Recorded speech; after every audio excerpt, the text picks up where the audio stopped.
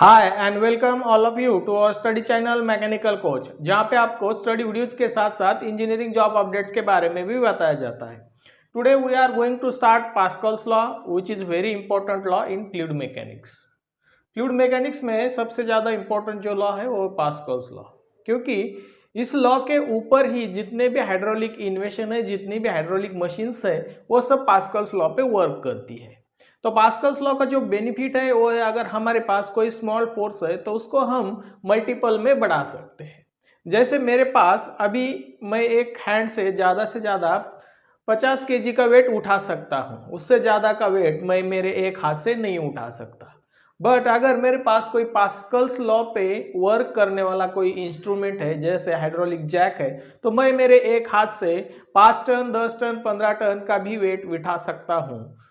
आपने देखा ही होगा, जब भी कोई व्हीकल या फिर आपका ट्रक कंटेनर पंक्चर हो जाता है तो उसको हाइड्रोलिक जैक लगा के उठाया जाता है, तो एक ही हाथ से उस इतने बड़े वेट को हम उठा सकते हैं। और वही पॉसिबिलिटी जो है, वही जो कैपेबिलिटीज बढ़ाता है वो है पास्कल्स लॉ। इसमें स्मॉल फोर्स को बढ़ाया जाता है।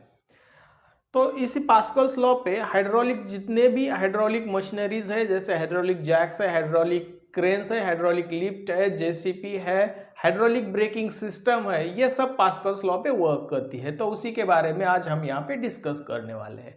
तो Pascal's law state that pressure और intensity of pressure at a point in a static fluid is equal in all direction. ये बहुत सिंपल स्टेटमेंट है पास्कल्स लॉ का। प्रेशर और intensity of pressure at a point in a static fluid is equal in all direction. मतलब हमारे पास अगर एक स्टैटिक फ्लूइड है, स्टैटिक लिक्विड है, मान लीजिए ये मेरे पास एक कोई कंटेनर है और इस कंटेनर में लिक्विड भरा हुआ है, तो ये एट रेस्ट कंडीशन पे है। और अगर ये रेस्ट कंडीशन पे है तो मैं इस लिक्विड में कहीं पे भी एक पॉइंट कंसीडर कर लेता हूं, यहां करूं, यहां करूं, यहां करूं, कहीं पे भी कर सकता हूं। तो मैं यहां पे कर रहा हूं, तो एक पॉइंट मैंने यहाँ पे कंसीडर कर लिया है इन स्टैटिक फ्लूइड। अब इस पॉइंट पे जो प्रेशर लगेगा वो इक्वल होगा इन ऑल डायरेक्शन। ये है पास्कल्स लॉ का स्टेटमेंट। मतलब इसके टॉप से जो इसके ऊपर प्रेशर लगेगा P, वही प्रेशर इसके बॉटम से लगेगा P। जो प्रेशर इसके लेफ्ट से लगेगा P, वही प्रेशर इसके राइट से लगेगा P। आप चाहे इस पॉइंट को किसी भी डायरेक्शन में या मल्टीपल डायरेक्शन में इसको डिवाइड करेंगे, फिर भी उसके ऊपर जो प्रेशर लगेगा उसकी वैल्यू जो होगी वो सेम होगी, उसकी वैल्यू जो होगी सेम होगी। उसी को हम बोलते हैं पास्कल्स लॉ। पास्कल्स लॉ को हम एक अलग नाम से जानते हैं, principle of transmission of fluid pressure.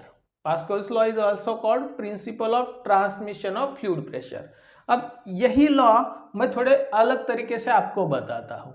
The externally static pressure applied on confined liquid is equally distributed through out the liquid in all direction. अब यही एक पॉइंट के बारे में मैंने देखा था, एक पॉइंट पे जो प्रेशर लगता है वो इक्वल होता है इन ऑल डायरेक्शन। वही मैं बोल रहा हूं, अगर एक कन्फाइंड स्पेस पे, कन्फाइंड लिक्विड पे मैं कोई externally static pressure P apply करता हूं, तो यही प्रेशर इस कन्फाइंड स्पेस में, इस लिक्विड में through out in all direction same होगा। मतलब अगर मैं इस पिस्टन पे, इस अरेंजमेंट पे, जो अरेंजमेंट दिखाया गया है इस अरेंजमेंट पे, अगर मैं यहाँ पे एक प्रेशर P अप्लाई करता हूं, तो वही प्रेशर इसके हर एक पॉइंट पे होगा, वही प्रेशर इसके हर एक पॉइंट पे होगा। और हम जानते हैं pressure is always act normal to the surfaces. मतलब अगर इस सरफेस की बात करता हूं तो यहाँ पे जो प्रेशर लगेगा वो इस डायरेक्शन में लगेगा, तो यहाँ पे जो प्रेशर लगेगा वो इसके बराबर होगा। यहाँ पे जो इस डायरेक्शन में बात करूंगा तो यहाँ पे भी एक प्रेशर लगेगा, हर एक पॉइंट पे लगेगा, हर एक डायरेक्शन पे लगेगा। वो जो प्रेशर होगा उसकी वैल्यू इस प्रेशर के बराबर होगी, क्योंकि हमने देखा है अगर मैं इस पूरे सिस्टम को एक पॉइंट मान लेता हूं तो इस पॉइंट पे लगने वाला प्रेशर क्या है, सेम है। यही पास्कल्स लॉ है। Externally static applied pressure on confined liquid is equally transmitted through out the liquid in all direction, in all direction. अब इस पे जो प्रेशर लगेगा इसका यूज करके ही हम किसी स्मॉल फोर्स को बड़े फोर्स में कन्वर्ट कर सकते हैं। कैसे? अब यहाँ पे प्रेशर P1 है, मान लीजिए मेरा ये जो पिस्टन का एरिया है तो A1 है। अब यहाँ पे जो पिस्टन लगा हुआ है, जो अरेंजमेंट है, यहाँ पे जो प्रेशर लग रहा है P2 और इसका जो एरिया होगा वो होगा A2। इसका जो एरिया होगा वो मैं मान रहा हूँ A2। अब आप समझ रहे हैं A1 है वो बहुत स्मॉल फोर्स है, स्मॉल एरिया है, और A2 जो है वो बहुत बड़ा एरिया है। मैंने डायग्राम में यही दिखाया है और हम कंसीडर कर रहे हैं A2 is equal to 10 times of A1, 10 times of A1। मतलब अगर A का जो एरिया है वो 10 मीटर स्क्वायर है तो A1 का एरिया है 1 मीटर स्क्वायर है, ऐसा मैंने कंसीडर कर लिया है, क्योंकि मैंने इसको छोटा दिखाया है, इसको बड़ा दिखाया है, तो इन दोनों का रिलेशन मैंने A2 is equal to 10 times of A1 बताया है। अब according to Pascal's law, static pressure, externally static pressure P1 apply कर रहे हैं, external static pressure P1 apply कर रहे हैं, is equally transmitted through out the liquid in all direction. Equally transmitted है, मतलब इसकी वैल्यू जो है वो इक्वल है। यहाँ इस लिक्विड पे जितने भी प्रेशर्स लगेंगे उस प्रेशर की जो वैल्यू होगी वो इस एक्सटर्नल स्टैटिक प्रेशर के बराबर होगी। तो यहाँ पे मैंने प्रेशर P2 लिया है तो P1 is equal to P2। According to Pascal's law P1 is equal to P2 हो जाएगा। अब प्रेशर को हम लिखते हैं, pressure is nothing but force divided by area, तो मैं यहाँ पे P1 को F1 डिवाइडेड बाय A1 लिख सकता हूँ और P2 को F2 डिवाइडेड बाय A2 लिख सकता हूँ, राइट। प्रेशर को मैंने फोर्स और एरिया के टर्म में लिख दिया है। अब यहाँ से मैं F2 निकालना चाहता हूँ, F2 इज इक्वल टू हो जाएगा A2 divided by A1 into F1। अब A2 डिवाइडेड बाय A1 यहाँ से क्या मिलेगा हमें, A2 डिवाइडेड बाय A1 यहाँ से क्या मिलेगा, A2 डिवाइडेड बाय A1 10 मिलेगा, 10 इंटू F1। तो यहाँ पे मुझे F2 की जो वैल्यू मिल रही है वो 10 टाइम्स ऑफ F1 मिल रही है।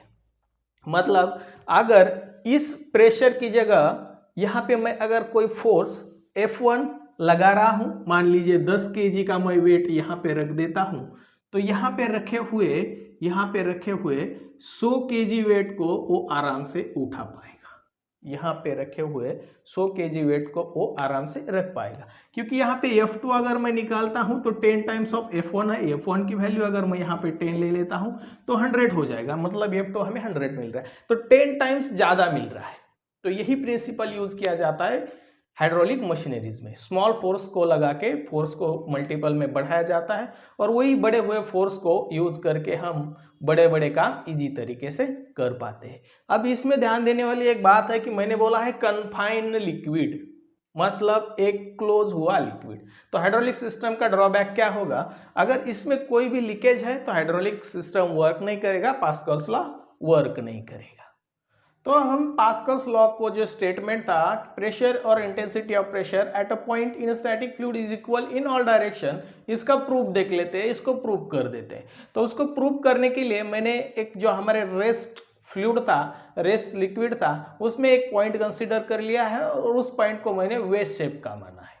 या हमारे पास जो टैंक था, इस टैंक में अगर लिक्विड होगा और इस लिक्विड का एक पॉइंट मैंने कंसीडर किया है, एक पॉइंट मैंने यहाँ पे कंसीडर कर लिया है और वो मैंने अभी इसका जो शेप है वो वेज शेप का माना है। तो वेज शेप कुछ इस तरह का होता है, ओके, ट्रायंगुलर साइज का शेप होता है। ऐसा एक मैंने शेप इस लिक्विड में एक पॉइंट लेके लिया है। और अब इस स्टेटमेंट में हमने देखा था कि इसके ऊपर जितने भी डायरेक्शन में कोई फोर्स लगेगा, कोई प्रेशर लगेगा, तो उसकी वैल्यू बराबर होगी। अब मान लीजिए इसके x डायरेक्शन में px प्रेशर लगेगा, y डायरेक्शन में py लगेगा, और अगर मैं इसको काट लेता हूं तो इसके डायरेक्शन में p लगेगा।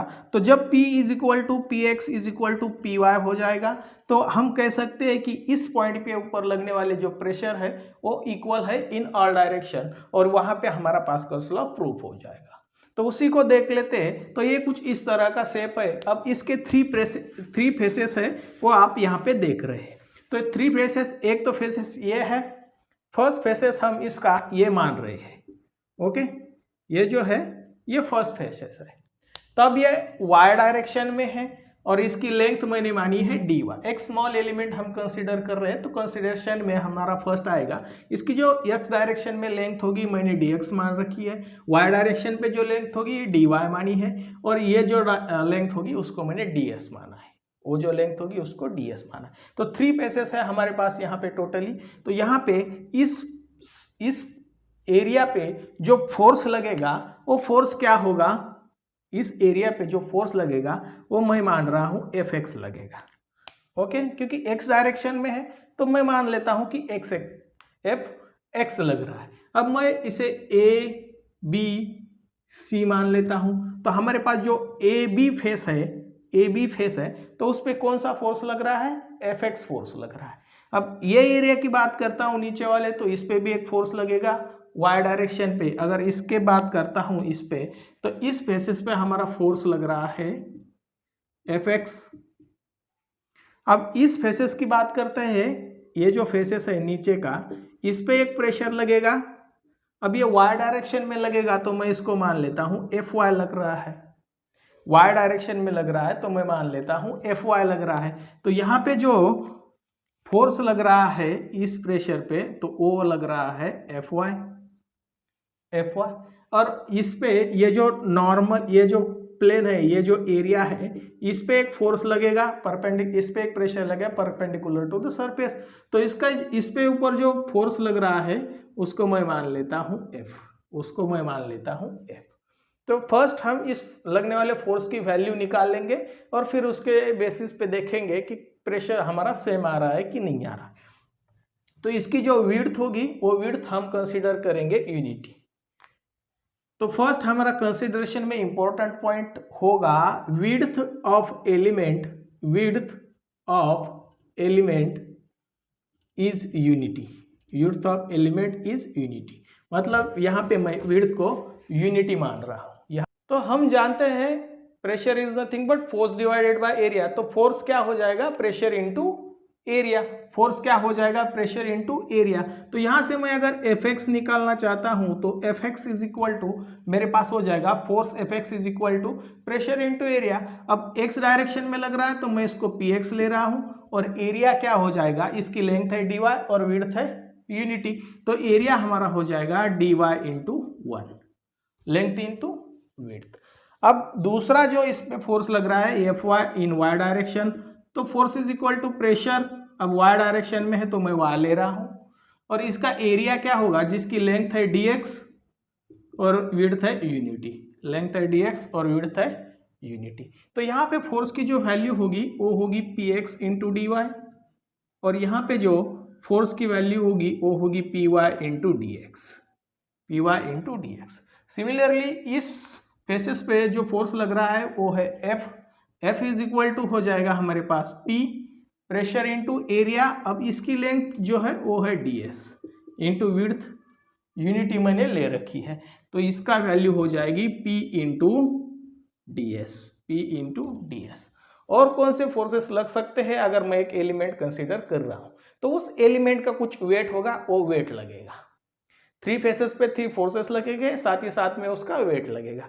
तो वेट हम जानते हैं, वेट इज इक्वल टू क्या होता है, मास इनटू ग्रेविटी होता है, mg होता है। Weight is equal to mg होता है, weight is equal to mass into gravitational acceleration होता है। अब density is equal to mass upon volume होता है,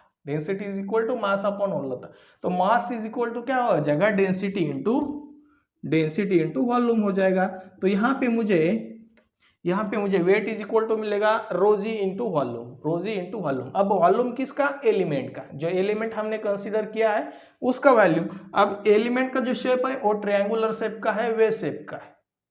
तो हम जानते हैं ट्रायंगुलर का जो एरिया होता है 1/2 बेस इंटू हाइट होता है, और अगर इसका वॉल्यूम निकालना है तो इसको हम विड्थ से मल्टीप्लाई करेंगे तो हमें वॉल्यूम मिल जाएगा। तो यही फॉर्मूला मैं यहाँ पे लगा रहा हूँ, डेंसिटी, ग्रेविटेशनल एक्सेलरेशन और वॉल्यूम। 1/2 बेस कितना है इसका, dx है, हाइट कितना है, dy है, और विड्थ कितना है, यूनिटी है। तो यहां से मुझे वेट मिलेगा ρg dx dy divided by 2, तो यहां से मैंने वेट निकाला है। तो यही 4 फोर्सेस एक एलिमेंट पे लगेंगे अगर हम उसको स्टैटिक फ्लूइड में कंसीडर कर रहे हैं।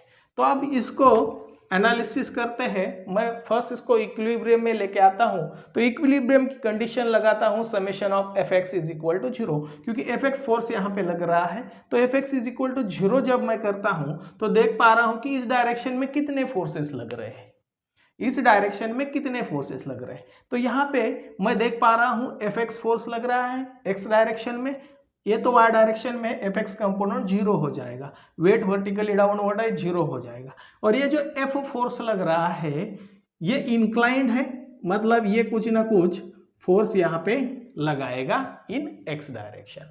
तो मैं इसके लिए यहाँ पे एक एंगल है वो थीटा कंसिडर कर रहा हूँ, जो BAC एंगल होगा वो मैं इसको थीटा कंसिडर कर रहा हूं। तो यहाँ पे मेरा ये जो एंगल होगा वो होगा 90 माइनस थीटा, ये होगा 90 माइनस थीटा, 90 माइनस थीटा। तो अब मैं x डायरेक्शन में इसको रिजॉल्व करता हूं तो मुझे मिलेगा एफ एक्स पॉजिटिव की ओर जा रहा है तो मैंने पॉजिटिव साइन ले लिया। अब ये जो है वो निगेटिव एक्स एक्सिस की तरफ जा रहा है, लेफ्ट साइड में जा रहा है, तो हम उसको निगेटिव ले लेते हैं। और इसकी जो वैल्यू है वो है एफ, और एंगल को छोड़ रहा है, जो मैकेनिक्स में हम यूज करते हैं लॉ, वही लॉ है। अगर ये फोर्स इस तरफ लग रहा है और ये इस एक्स डायरेक्शन का कंपोनेंट ले रहा हूं तो ये एंगल को छोड़ रहा है मतलब वहां पे हमारा जो एंगल होगा वो आएगा साइन, वो एंगल आएगा साइन। तो ये sine 90 minus theta is equal to 0, F sine 90 minus theta is equal to 0। तो यहां से एफ एक्स की वैल्यू हमने निकाली है P X into D Y है, माइनस एफ की वैल्यू हमने यहां पे निकाली है F is equal to P into D S है, और साइन 90 माइनस थीटा आप जानते हो क्या होता है, cos theta. Sine 90 minus theta is equal to cos theta. अब मैं कॉस थीटा की वैल्यू निकालता हूं, cos theta is equal to adjacent side divided by half. ये एडजेसेंट साइड क्या है इसकी, dy, और हाइपोटेनियस क्या है, ds। तो यहां से ds cos of theta is equal to dy हो जाएगा, ds को मैं इस तरफ लेके आता हूं तो ds cos of theta is equal to dy है, और यहां पे मैं देख रहा हूं ds cos ऑफ थीटा है, तो ds cos ऑफ थीटा की जगह मैं dy रख दूंगा। तो यहां से मुझे मिलेगा px into dy minus p, अब ds cos ऑफ थीटा की जगह मैं dy रख देता हूं is equal to 0, is equal to 0। अगर मैं इसको इस तरफ लेके आता हूं तो मुझे मिलेगा ये बराबर के हो जाएगा P X D Y is equal to P into D Y. अब ये डी वाई यहां से कैंसल हो जाएगा और मुझे मिलेगा P X is equal to P, P X is equal to P. तो यहां पे हमारा फर्स्ट वर्क कंप्लीट हुआ है कि एक्स डायरेक्शन में जो प्रेशर लग रहा है, एक्स डायरेक्शन में जो प्रेशर लग रहा है वो इस डायरेक्शन में लगने वाले प्रेशर के बराबर है, इस डायरेक्शन में लगने वाले प्रेशर के बराबर है। तो इसको इक्वेशन में फर्स्ट मान लेता हूं। अब सिमिलरली एफ एक्स किया था, समेशन ऑफ एफ एक्स किया था, एक्स डायरेक्शन में हमने इक्विलिब्रियम की कंडीशन लगाई थी। अब वाई डायरेक्शन में लगाते हैं, तो वाई डायरेक्शन में हमारे पास कौन कौन से फोर्सेस है, एफ वाई है, एफ वाई है, वर्टिकली अपवर्ड है, तो इसकी वैल्यू पॉजिटिव आएगी, तो मैं यहाँ पे लिख देता हूँ एफ वाई, एफ वाई। अब ये जो फोर्स है वो वर्टिकली डाउनवर्ड जा रहा है, एफ जो फोर्स है इसका जो वर्टिकल कंपोनेंट होगा वो डाउनवर्ड की तरफ जा रहा है, तो मैंने निगेटिव साइन ले लिया, और एंगल कॉम्प्रेस हो रहा है तो एंगल आएगा cos 90 minus theta, cos 90 minus theta. और कौन सा फोर्सेस लगेंगे, उसका वेट लगेगा वर्टिकली डाउनवर्ड, तो यहाँ पे मैं ले लेता हूँ माइनस। अब इसकी वेट की वैल्यू क्या है, rho g dx dy divided by 2 is equal to 0, dx dy divided by 2 is equal to 0।